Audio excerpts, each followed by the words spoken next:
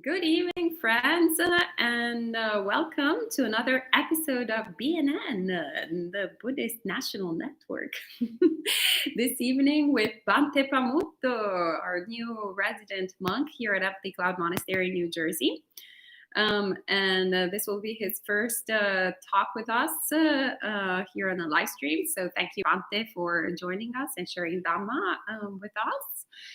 And welcome to Adriana, good to see you. Hello, Jens. Hello, Kelan, or Kelan. I'm not sure how to pronounce your name. Welcome to Bobby, Edward, and all the other friends who are watching us. And Kelan, yes, as all our other friends have kindly shared already, you feel free to ask questions, and Bhante will answer them after his Dharma sharing. So it would be great if you could keep them on topic for this evening. And then if you have any other Dharma questions that is not particular to what Bhante is going to talk about this evening, you're welcome to tune in on Friday for a monk chat and ask them then. All right, so without further ado, actually, hello to Liz and Elaine. Welcome, friends. So we can start, and Lydia, hello. We can start by chanting the Ratana Sutta. You can find, as usual, the link in the live chat and chant together with us. And Adriana says, Pamutto is back. Awesome. So we have one fan already. Yes, some of you know Bhante Pamutto from his previous life within this life as a Buddhist monk. So there was a little break, but now he's back at it. So you might have seen him in all different shapes and forms throughout the years. And colors, exactly. Nice lesson of impermanence. And Youssef, welcome to you as well. So we can start by chanting. All right. Thank you. So we're very fortunate to be able to practice together tonight. To spend this evening very well. We'll start with chanting a Buddhist classic, and I'll be joined, thankfully, by the rest of the gathered community. Thank you guys for supporting me, because it's been a very long while since I've done the entire sutta, as we're going to do. And if you don't know it, or you don't particularly care to know this medium length Pali discourse, then feel free to listen and absorb the good vibrations and delight in the knowledge that the Sangha is practicing on. So with that, let's begin with the Ratana Sutta. And I'll start with Namo Tassa. Namo tassa bhagavato arahato samma sambuddhassa. Namo tassa bhagavato arahato samma sambuddhassa. Namo tassa bhagavato arahato samma sambuddhassa.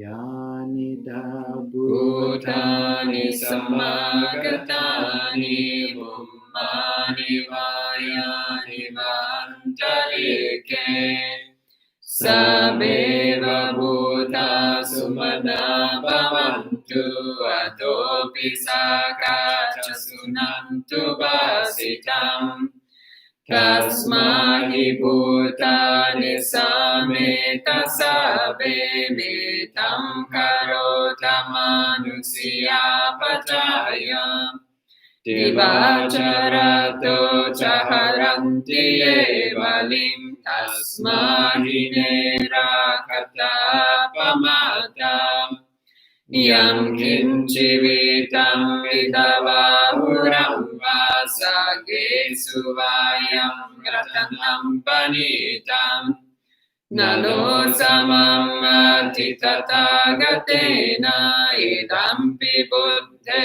ratanam panitam etena sacena subhati hotu kayam viragam mamatam panitam yada jagasatyamuni samahito Nathena dhammena samati kinchi dampi dhamme ratanam paritam etena sacena subhati hotu Iyam buddha seto parivanayi suchim samadhimanam darikanyamahu Samadhina tena samona vijjati dampi dhamme ratanam panitam etena sacena subhati hotu Ye bungala tasatam pasata chatari etani yugani honti Kedakineya sugata sasavaka ete sudimnani mahapalani Idampi sanghe ratanam panitam etena sacena subhati hotu Ye supayuta manasa dalhena nikamino gotamasasanam hi Te patipata matam nigaiha ladha mudhani buddhim punjamana Idampi sanghe ratanam panitam etena sacena subhati hotu Yatinna kilo patavim sitosiya chatu bhivate riya sampakampiyo Tatu pamang sapuri sambadami o ariya satchani avechapasati Idampi sanghe ratanam panitam etena sacena subhati hotu Ye ariya satchani vibhavayanti gambira panyena sudesitani Kinchapi te honti busapamata na te bhavammatamamadiyanti Idampi sanghe ratanam panitam etena sacena subhati hotu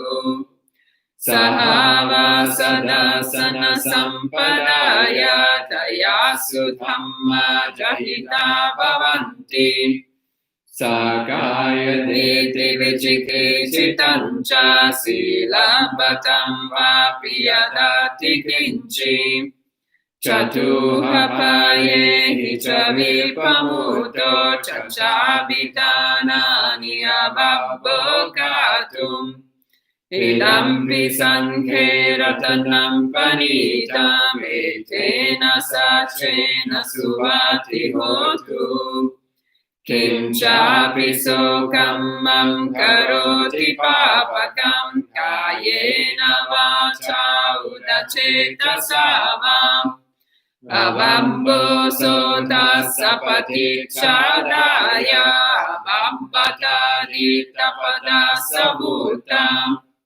Idampi sanghe ratanam panitam etena sacena subhati hotu Vanapagumbe yata pusita gegim manamase patamasmin gimhe Tatupamam dhammavaram vadesayi nibbanagamim paramam hitaya Yedampi buddhe ratanam panitam etena sacena subhati hotu Varo varanyu varado varaharo anutaro dhammavaram Desayi Idampi buddhe ratanam panitam etena sacena subhati hotu Kinam puranam navam natikam bhavam virata citta yatike bhavasmim Te kina bija viruddhi chandani banti dira yatayam paripo Idam visanghe ratanam panitam etena sacena subhati hotu Yani bhutani samagatani bummani vayani vantarike Tathagatam deva manusapujitam buddham namassama subhati hotu Yani bhutani samagatani bummani vayani vantarike Tathagatam deva manusapujitam dhammam namassama subhati hotu Yani bhutani samagatani bummani vayani vantarike Tathagatam deva manusapujitam sangham namassama subhati hotu Etena sacha vajjena dukkha upasamentu te Etena sacha vajjena bhaya upasamentu te Etena sacha vajjena yoga upasamentu te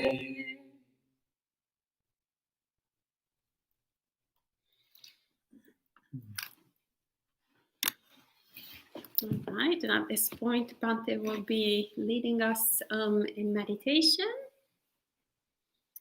So we'll gather ourselves. We'll sit for about 25 minutes together, and we'll give a bit of reflection to get us started and get us settled.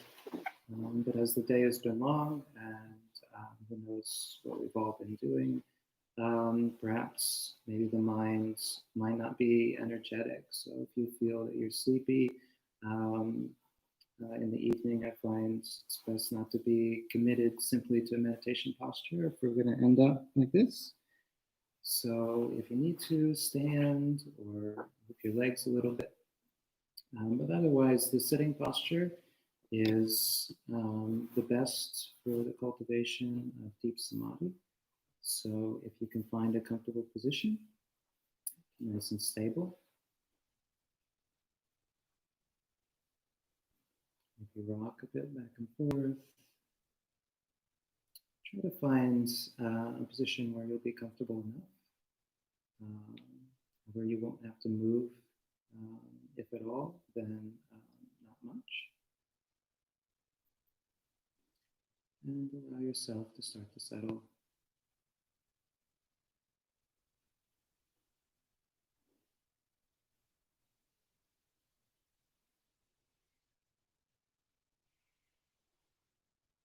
Our approach to meditation involves affirmative and negative aspects. So on the affirmative, we're seeking a state of awake observation.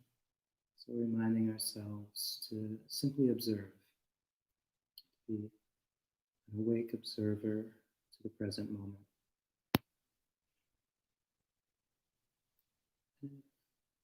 If it's useful, we can continue to remind ourselves.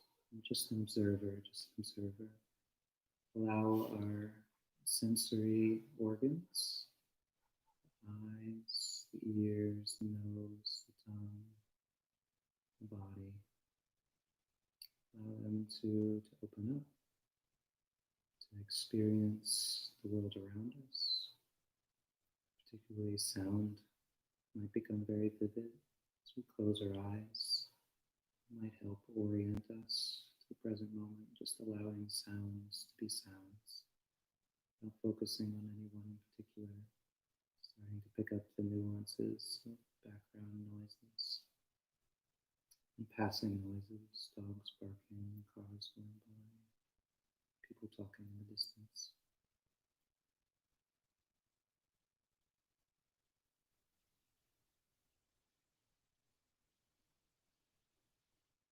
And as we settle, it's good to be aware of the things we're watching out for. In Buddhist meditation, these are called the 5 hindrances. And if you don't know about them, then you should watch for another talk, which I won't be giving tonight. Rest assured, the mind, if it's leaving the present moment, is either going to be going to the past or to the future. So either to recollections of things that have already happened, or in anticipation of things that have not yet happened, or daydreams, or imaginary scenarios. If we sense our minds dwelling on something that's not present in this room right now, we feel the experience of that, and just come back to the present moment by reminding ourselves not to leave it.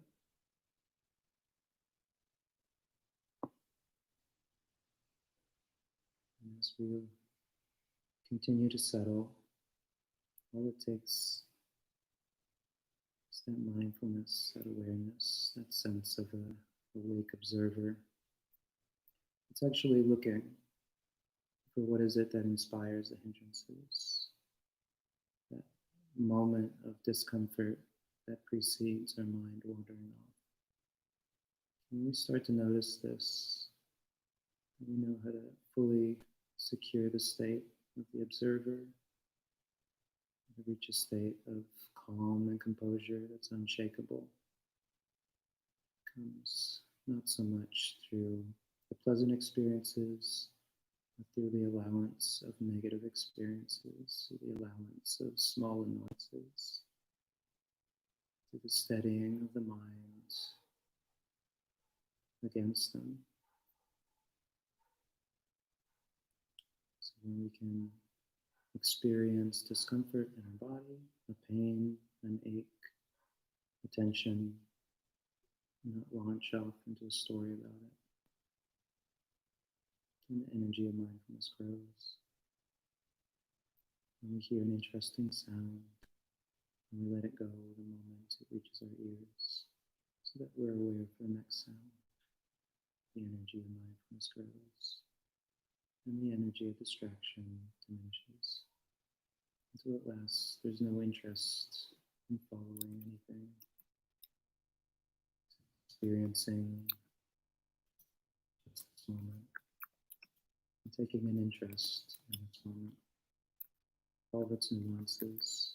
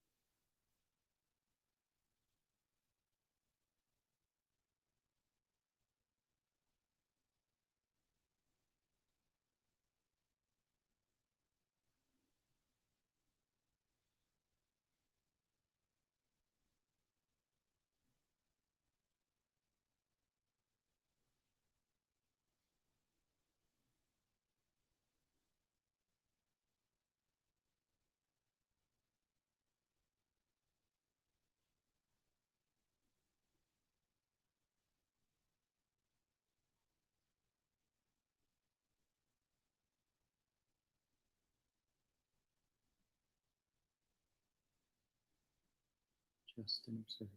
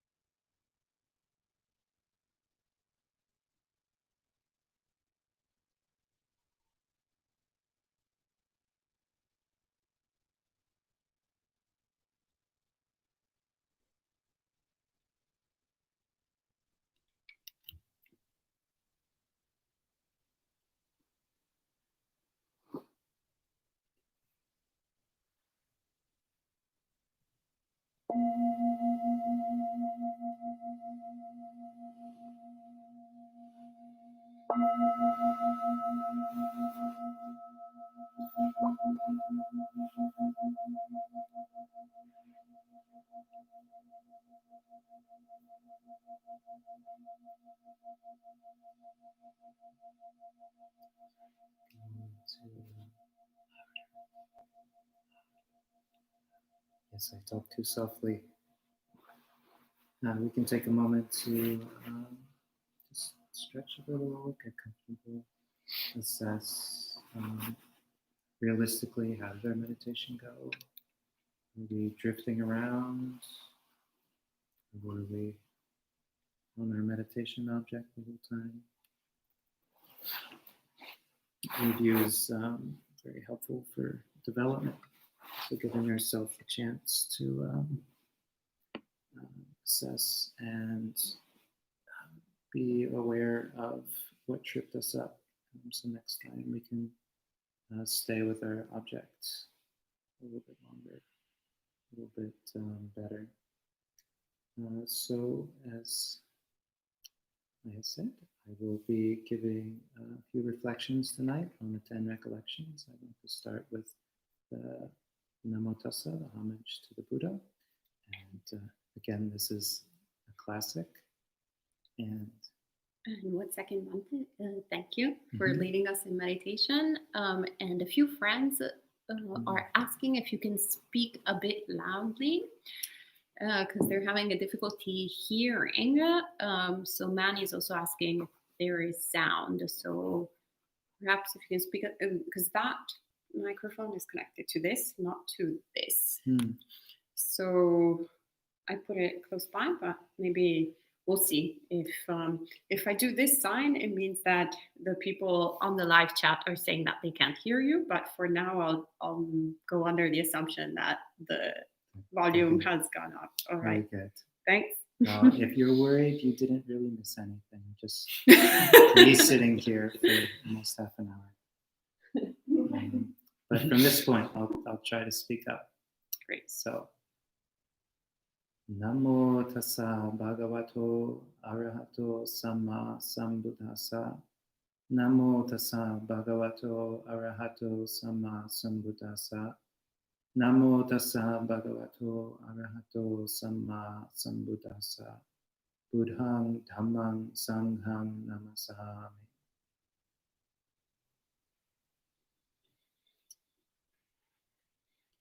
So tonight, I'd like to give a few reflections to help with our Dhamma practice, and consider this an extension of your meditation practice, and that your meditation practice is just a stabilizing of the mind for reflection.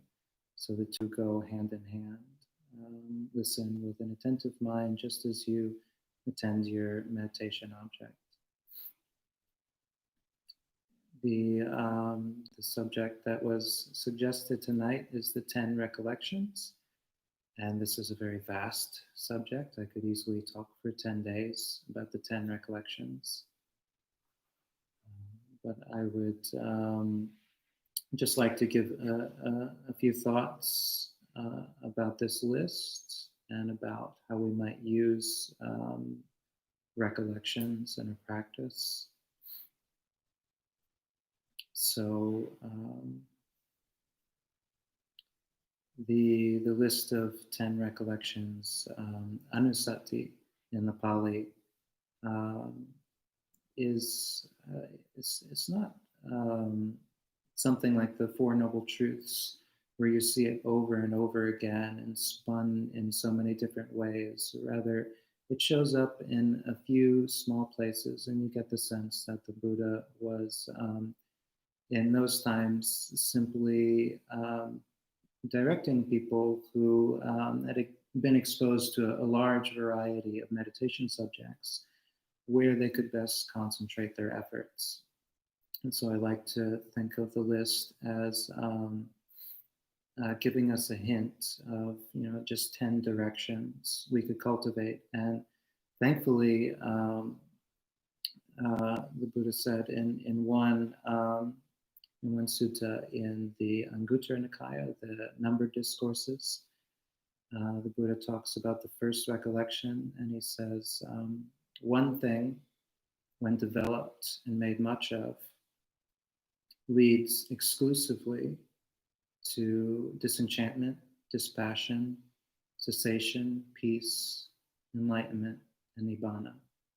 And that thing is the recollection of the Buddha. And then he went on for the next 9 verses in that chapter to say the same thing for the next 9 recollections. So this is not a list of 10 things we need to exhaustively cultivate in order to attain enlightenment. Rather, these are 10 possible avenues of cultivation, and each one, all by itself, has the Buddha's stamp of approval that this, when cultivated and made much of, will lead to enlightenment and to the peace that we're seeking. So this list of 10 recollections, it starts with the triple gem, so the recollection of the Buddha, the recollection of the Dhamma, and the recollection of the Sangha. And we have 3 more that are very bright and joyful recollections. We have the recollection of Sila, or virtue, the recollection of relinquishment, Chaga, which is an aspect very similar to Dana, or generosity. And we have the recollection of the Devas, which Bhante Suraso is noted to have enjoyed cultivating this very much, though most people would cringe at the thought of devoting their time to thinking about invisible celestial beings happily drifting through the heavens. But I'll give a few more words on that. And then 4 more meditations, which are well-known classics.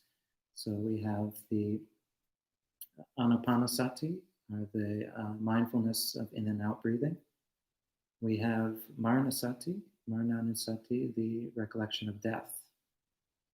We have Kayakatasati, the mindfulness of the body. And finally, one that's sort of mysterious and rarely mentioned, Upassamanasati, which is the recollection of peace itself. Upassama, literally stilling. So these 10 recollections are 10 avenues to investigate. And what is recollection? So those who are a bit familiar with Pali would see that Anusati has at its core the word sati. And sati is a very popular word. It's defined as mindfulness. And it's a very nuanced word. So the definition of the Pali word is something like to remember. But in actual use, just remembering, or just like coming back to the present moment, is a bit too simplistic.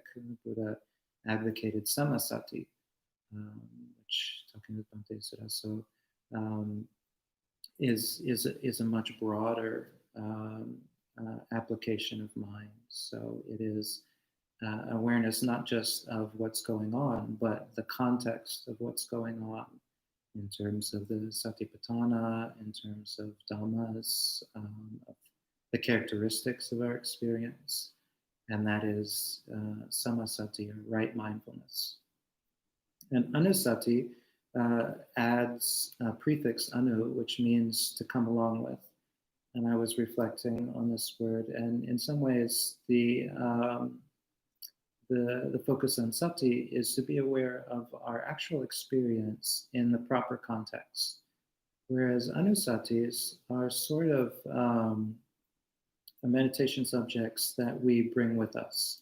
So while we're surrounded by Buddha images, as we are at Empty Cloud Monastery, we might be actively recollecting the Buddha. We might be surrounded by the Buddha, thinking about what wonderful qualities this teacher had, that he's still being praised 2,500 years later. When we leave Empty Cloud Monastery and we're walking down the street, does the Buddha come with us? And so the sense of recollection we get from Anusati is more of bringing our subject with us and returning to it again and again as we go about our daily activities. And one can maybe intuit that when we do this, we're departing from a simple like open awareness. This is very in vogue. To a more directed awareness. We want to think of those things which are wholesome and which develop and which lead towards peace. And so the Buddha laid out this list of subjects. When we repeatedly return to these subjects, we're repeatedly moving in the direction of peace, of disenchantment with the world, of cessation of unwholesome qualities, and of nibbana, the relinquishment of craving and suffering. So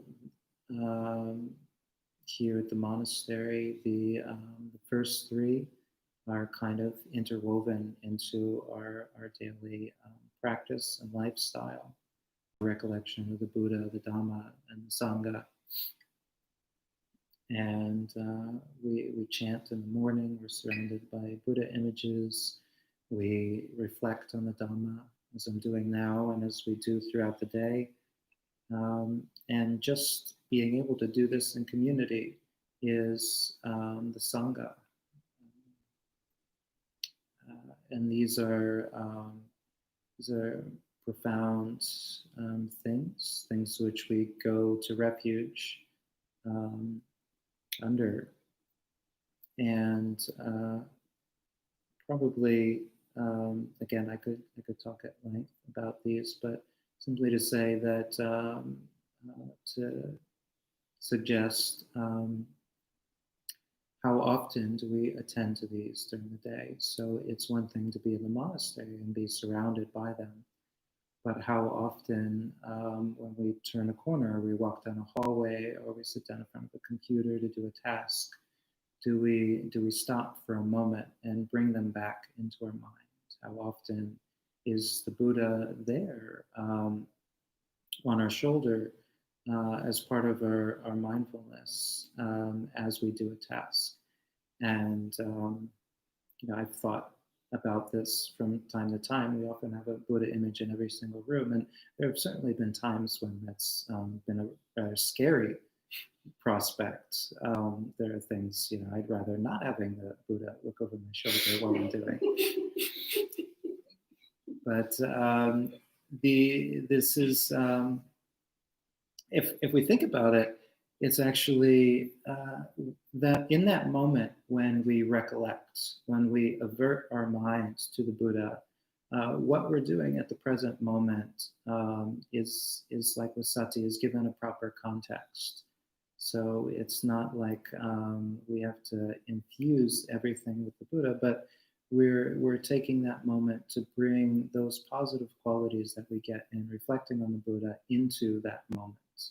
So taking a moment to recollect the Buddha and then letting those qualities integrate into what we're doing. So it may not be that we're thinking Buddha, Buddha, Buddha, Buddha, Buddha, Buddha as we're going down the street, but rather we take a moment to recollect the Buddha. Remember that the Buddha, we are in the era of an existent Buddha. So we may or may not have been around when he was teaching, but we're fortunate enough to be around his teachings and in the effect of his teachings.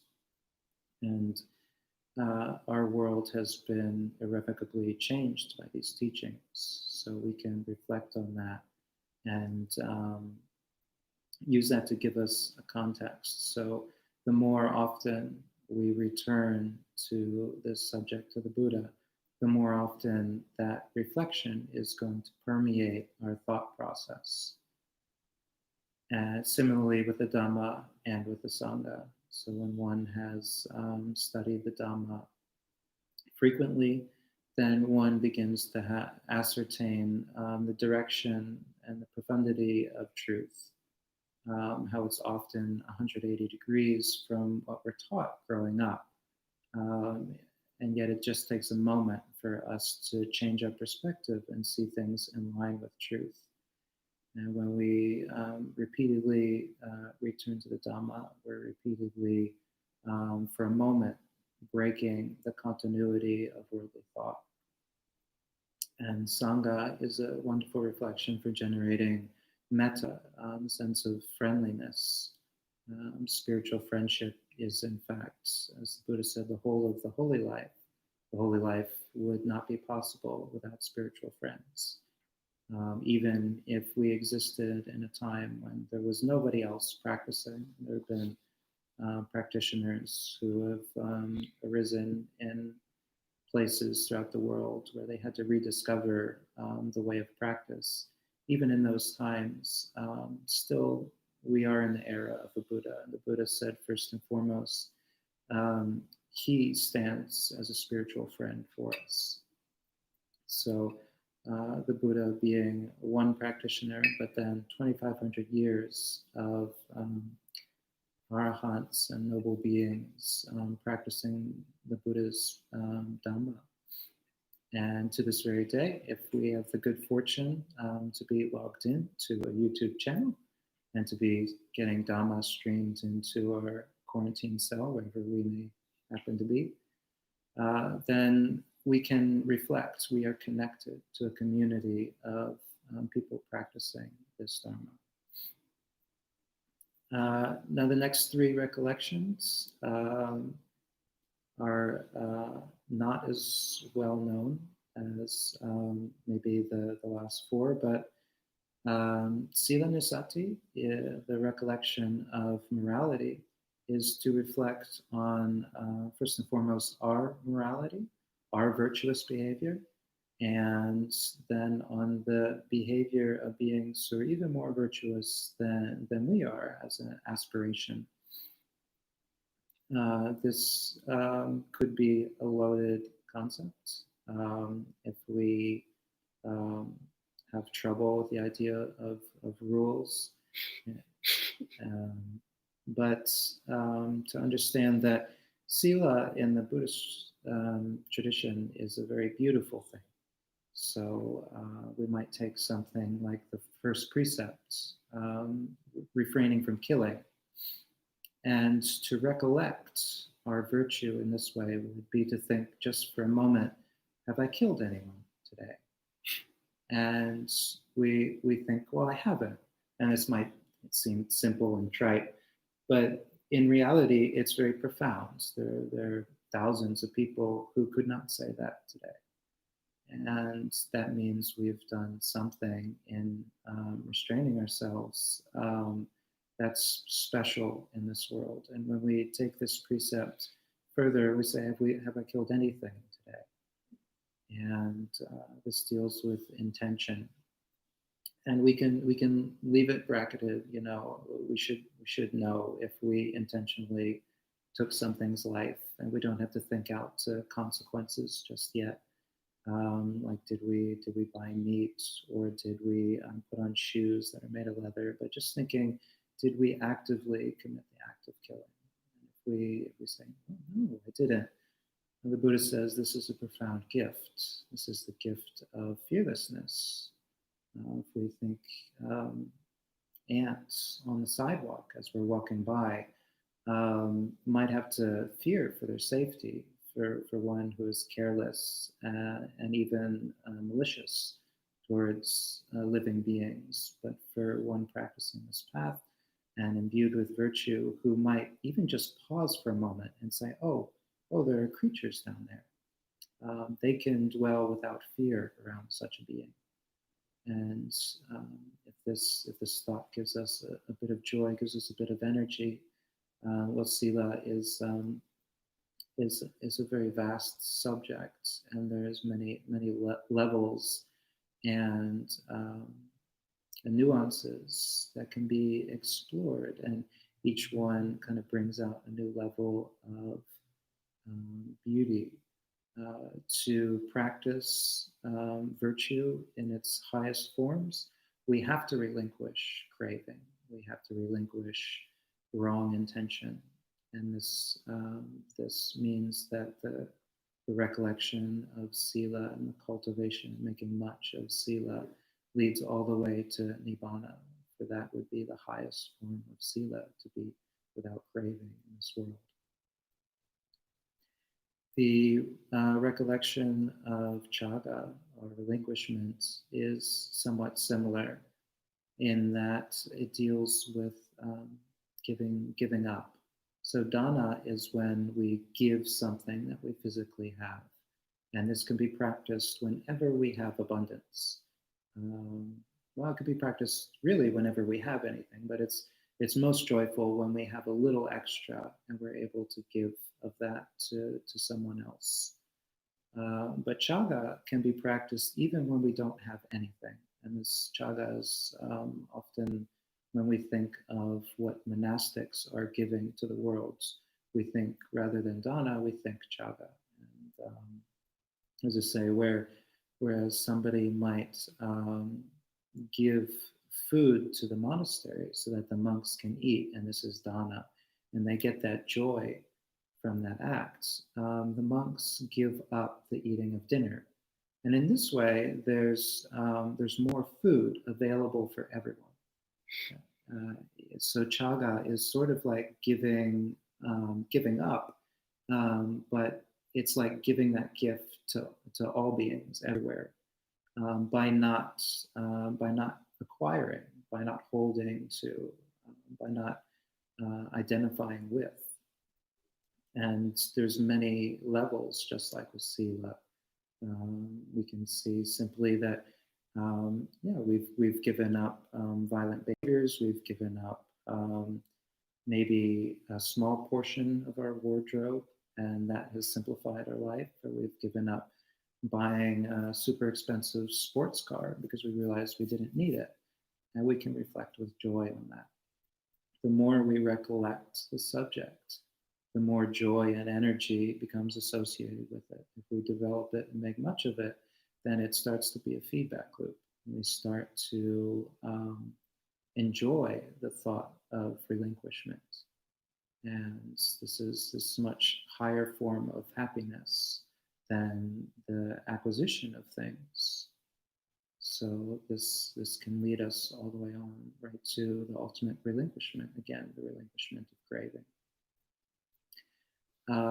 Perhaps I will leave the reflection on the devas to Bhante Suraso at a future time, because again, it's a funny subject for many people in the West, because many of us have not grown up exposed to the idea that there are, celestial, unseen beings all around us. And if we honestly thought that, many of us would become neurotic and fearful. So they're harmless, yes. Well, as I said, Bhante, you can talk on this at length in some future time. But to say that commentarily, as this recollection is described, is to think of how the devas got to be where they are. And this brings us to many of the other recollections. The devas got there through the last four, which involve meditative attainment. They stilled their minds. They practiced energetically, or they got there through faith and what is worthy of faith. Many devas achieved a fortunate existence based on being involved with the triple gem, just simply doing virtuous behavior and being associated with virtuous people. But the devas would not stay devas very long unless they had sila, and unless they had at least the relinquishment of craving for the physical world as we have it. If they really desire to live a human existence, which I understand, if one is to understand heavenly pleasures, they really don't, and I see them as quite coarse and ridiculous.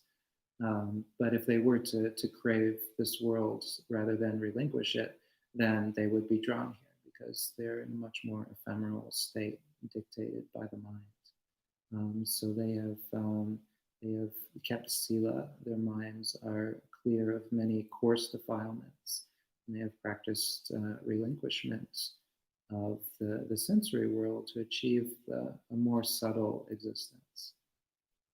And we follow this, we continually recollect this, then we're also relinquishing this coarse material world. And the final 4 recollections, anapanasati, so in and out breathing, the recollection of death, the mindfulness of the body.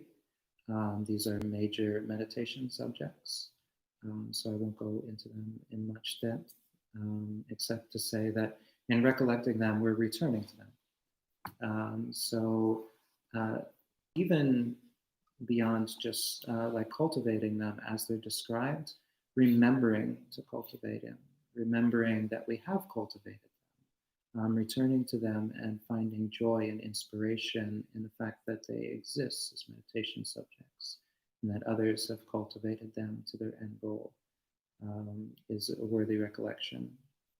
And the final one, Upassamanasati, is the recollection of peace and stilling. So there is a beloved verse attributed actually to a deva. It says, Anicca vata sankara upadavaya damino upajitva nirjanti te samupasamo sukho. So all conditioned things are impermanent. They are the nature to arise and cease. They arise, they then pass away, and in their stilling is peace. So when we practice the recollection of stilling, we're trying to find this quality of stilling and cessation and the joy of that. We're recognizing the cessation of things that we loved, but the cessation of things that were inherently impermanent, that didn't stay with us and thereby satisfy us. So we've had many unpleasant experiences in our lives, and those are not here in this moment. Those are in the past. And many of them have stilled, never to arise again. In the same way, when we relinquish greed and hatred and delusion, those are a form of active unpleasantness in our lives. Those are a form of active suffering in our lives. And when we allow those to subside, what remains is not a vacuum, is not a hole, but it's the mind's released. It's a bright and energetic state. So stilling is said to be the highest happiness. If we return to that, then we start to see this again. Our mind stream is directed towards this, and we begin to think in this way. So the meditation on impermanence, the perception of impermanence, is a great way to get a sense of this. If we're really in the moment and we're allowing an acceptance that all things are impermanent, then we're letting them go. We're letting them cease. We're letting them still. And it's a very beautiful meditation because we'll begin to experience how that is a wonderful experience. And to follow this is to begin to allow ourselves, our body and our minds, to allow the concept that we can cease, and that would have that same flavor of letting go, of relinquishment, not something to be feared, but of the mind released from identification and constraint into, what's to say, nibbana. So these are just some thoughts on how to practice the recollections. And I would like to open it now. If there's anything you might ask, I can clarify these for you, or just questions on these subjects. Um, please type away and let me know. Also, I'm very inclusive, and the community is always growing here at Empty Cloud. So I'd also like to open it up to the resident community, and in that way entice you all to visit, so you too can be part of the magic. Right. Thank you, Bante. Sadhu, sadhu, sadhu. So, first of all, welcome to some more friends who have joined us in the meanwhile. Hello to Cam, Marielle, Mark, Tina, John, Melinda, good to see you, and Key from Australia, watching early in the morning, I guess. And Cam is asking, Bante, I did not hear well at the beginning of your talk. May I confirm that the 10 recollections are Buddha, Dhamma, Sangha, generosity, virtue, devas, death, body, breath, and peace? Is this correct? That is correct. Well done. Great. Sadhu. We don't have any other questions at the moment, but we'll give it a few minutes so they can trickle down. Unless some residents here have any questions or thoughts. In the back, perhaps. Or on the sides. And if not, maybe we'll give it 3, 2. Just make one brief comment. Your comment about bringing the Buddha with you, I found that really touching. So that feeling of like when you reflect on the Buddha, recollect the Buddha, it's like you're carrying the Buddha with you as you go throughout your day. It also brought to mind that there's a very ancient instruction in the Mahayana tradition that a wandering monk should always bring a Buddha image with him. The wandering monk should always literally bring the Buddha with him. So that idea of never forgetting the Buddha, always remembering the Buddha. Yeah, it's easy to overlook, especially when one is packing their bag, and But I found that in terms of recollection, we don't get the benefits of these things unless we take that little bit of effort to bring them into our lives. So I wandered for a bit, and I said, "Oh, I've practiced in monasteries for 7 years. The Buddha's in here."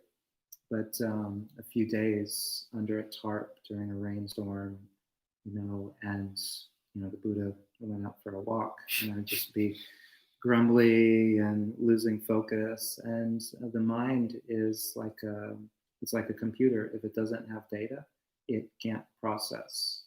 So it's good to see the Buddha, and that's when I learned to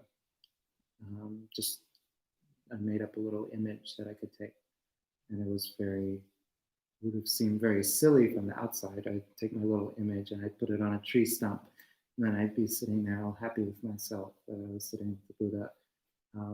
But it's all about right mind states. Great, thank you, Bante. And Kam is saying, looking forward to hearing a talk on the Devas. That will be coming soon from Bante Sudaso. And Adriana, who is online, can make sure that happens since she's in control. All your requests go to Adriana. And Liz is asking, thank you, Bante. Would you go into a little more detail on recollection of death?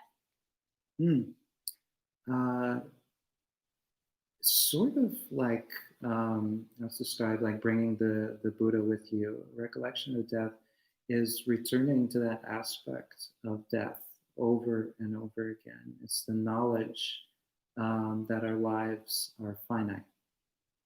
So there's some diversity here. I haven't had many people in my life pass away. I've attended on a few corpses in my time as a monk, a few friends of friends, and that was a powerful experience. But in terms of very personal and hard-hitting deaths, I haven't had that many. So for me, this might not be as strong a meditation subject. Like, I know all things are passing away, but in some ways it's a little hypothetical. But if somebody has had very close experiences with losing loved ones, friends, sudden deaths, um, then this can be something that recollecting that immediately takes them to an emotional standpoint where death is a part of life. And that's a very powerful standpoint. It may seem sad and life denying, but in fact, when it's done in the proper context, when one has made much of it, it's actually very life affirming. It means that every moment is precious and special simply because it will pass away. So one can explore this subject. It's useful for anyone to consider death, but to be realistic with whether or not we're getting into an intellectual concept like, oh yeah, you're going to die, you're going to die, you're going to die, you're going to die, and it has no emotional value, or whether this is something that feels very tangible to us, would help us assess whether or not this is a very powerful subject that we could cultivate. Wonderful, thank you. And Youssef asks, in the 10th recollection, do I need to try to see the quality of impermanence in the way I experience things, or do I need to change my perceptions to consider things as impermanent? Well, what came to mind immediately was you don't have to change your perceptions because your perceptions are already impermanent. You're recognizing that everything in your experience is arising and ceasing. This is the fundamental insight that sets one down the path of the Buddhist teaching. It's also the insight that makes one independent in the Buddhist teaching. When you really get that everything is arising and ceasing, you no longer need the teacher in the same way. You're like, oh, it's always been this way. You, it's sort of like how I started the meditation reflection on getting the mindset of an observer. When that's cultivated, and when you realize that even your point of observation is impermanent, that your experience of things is impermanent, then there's a profound letting go that happens. You're really just letting things play out. So it's a bit more profound and difficult to contemplate like directly. Again, we don't want to be too intellectual about this. In cultivating the 10th recollection, it's maybe simpler. I find this comes up a lot with sound. If you just pause for a minute and listen. I don't know if it stands out for you, but the pauses between when I speak, there's no speech, and all sound is like this. It's not continuous. It's a wave. So there's moments of calm in all patterns of sound. And when it's a turning of the mind. It's setting it upright. It's realizing that is more reliable than sound. The sounds come and go, but space between the sounds is always there. And when we turn the mind in this way, we don't have to look for impermanence. We're just accepting impermanence. We're accepting that this is already happening. We're kind of getting out of the way and becoming an observer to it. Thank you, Bante. And Kam is saying, agreed with Bante Sudaso on bringing the Buddha with us. Once a teacher told us a powerful message. Every time we get prepared to go to a temple or Dhamma talk, imagine we're going to meet the Buddha in person. And that shifts the mind significantly. Oh, that's beautiful. Thank you for sharing that, Kam. And that was the last comment for this evening, unless something else pops up last minute. And if you have any other questions, not related in particular to the talk of this night, as usual, you can bring them on Friday evening, New York City time at 7:30 p.m. for monk chat, where the monastics present, and I believe Bhante Kamuto will be one of them, will answer any questions you might have, or we'll try our best anyway. And in the morning, tomorrow, we will be meeting again with Bhante Sudaso, who will be sharing sharing the teachings of the Buddha as usual. We all do the same thing. But in particular, yes, I mean, we have different topics, but realistically, it's only one topic. But it will be a sutta study tomorrow, again, the second part of the... Thank you, Bhante. So, actually, we have another question from Youssef, who's asking, what is the benefit of mindfulness of the breath? Ta-da! $1 million question, like close to the end. The breath is phenomenal because it is always with us.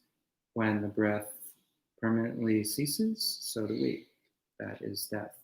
So since the breath is always with us, recollecting that brings us into the present moment. If we really make much of that, then it's a very quick way to get back to the present moment. Just what's the breath doing? Is it shallow? Is it deep? I mean, there's a lot more that can be said on mindfulness of breathing, but I remember one story of Ajahn Jeff Tanisra Bhikkhu. He had somebody with him who was talking about how there was so much chatter in their minds. It's like blah, blah, blah, blah, blah. And it never stops. I can't get my mind to stop speaking. And Ajahn Jeff just stops for a minute and he's like, well, get them to talk about the breath. And in that way, you might as well get the commentary to be around a single subject. And if it's a subject that can be experienced here and now, all the better. It'll circle around to just let go of everything. And there's just breathing. Great. Thank you, Bhante. All right. I think that's all for this evening. So we can end with 3 sadhus, and we will see you all tomorrow morning, and again tomorrow evening, and again the day after tomorrow morning, and again the day after tomorrow evening, and then again next week, and then over and over and over and over again. Or maybe not, because everything is impermanent. All right. Thank you, Bhante. Sadhu, sadhu, sadhu.